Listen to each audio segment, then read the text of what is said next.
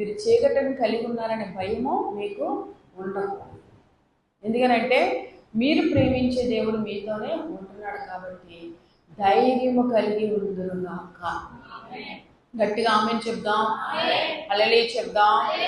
అందుకే బైబిల్ వాక్యం ఏమని సెలవిస్తుందంటే, చూడుము భూమికి చీకటి కమ్ముచున్నది, కటిక చీకటి జనములను కమ్ముచున్నది. ఎందుకనంటే ఈ యొక్క లోకమంతా కూడా లోకపరంగా జీవిస్తున్నాయి కాబట్టి వాళ్ళందరికీ చీకటి ఉంది. తప్పదు. మనం యేసు ప్రభులోకి వచ్చాక ఇంక మనం ఆచారాలు పాటించవసరం లేదు. ఆచారాలు అంటే చూడండి, చాలా మంది మొట్టమొదటి ఆచారం ఏంటి చెప్పగలరా ఎవరైనా? మొట్టమొదటి ఆచారం ఏంటి ఎవరికైనా?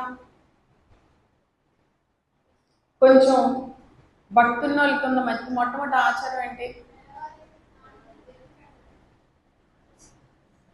హల్లెలూయా చెప్పు.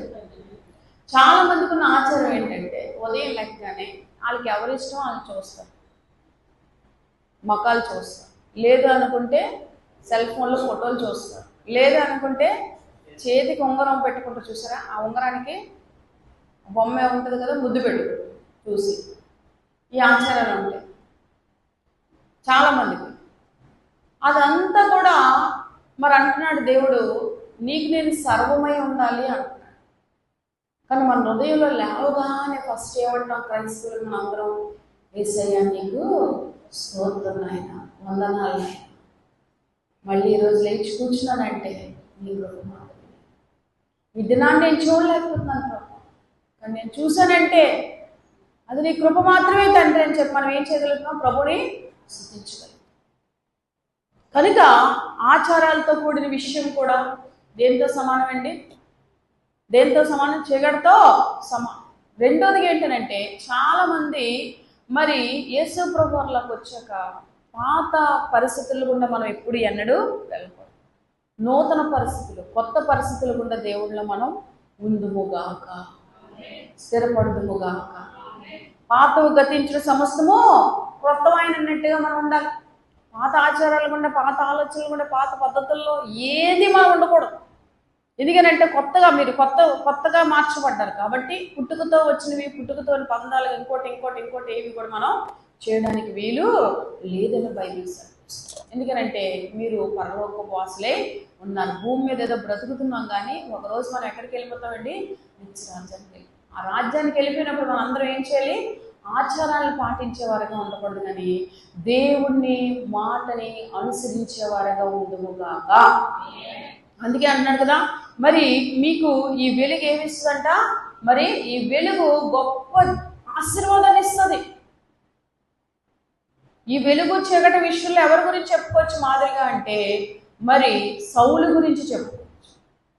ఒకప్పుడు సౌలు అనేక మందిని ఏం చేసేవాడు? క్రైస్తవులందరికీ చిత్రహింస చూపించేవాడు, అనేక బాధలు కలిగించేవాడు, అనేక పరిస్థితుల గుండా వెళ్ళేవాడు. తను దేని పెట్టి గర్విస్తున్నాడంటే మరి తను కలిగి ఉన్న భక్తి గొప్పదనే విధంగా తను గర్విస్తున్నాడు. కానీ ఒక రోజు ఏం జరిగిందమ్మా అంటే, ఒక రోజు ఏం జరిగిందనంటే అతనికి మరి దేవుడు దర్శించాడు. అనేక ఆత్మలు చచ్చిపోతుంటే మరి ఆత్మల ఘోష దేవుడు ఆలకించి, సౌలా సౌలా ఏల నీవు నన్ను హింసించింది అని దర్శించినప్పుడు ఈ కళ్ళతో చూసే పొరలన్నీ తీసినట్టుగా ఆ కంటి చూపు మందమైంది.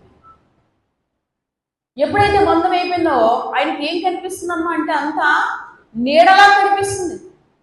మనుషుల్లాగా రూపంలో కనబడిన మనిషిలాగా, నీడలాగా. అంటే అసలు ఈ యొక్క మనిషిని చూస్తేనే కదా ఫలానాలు గుర్తిస్తాం.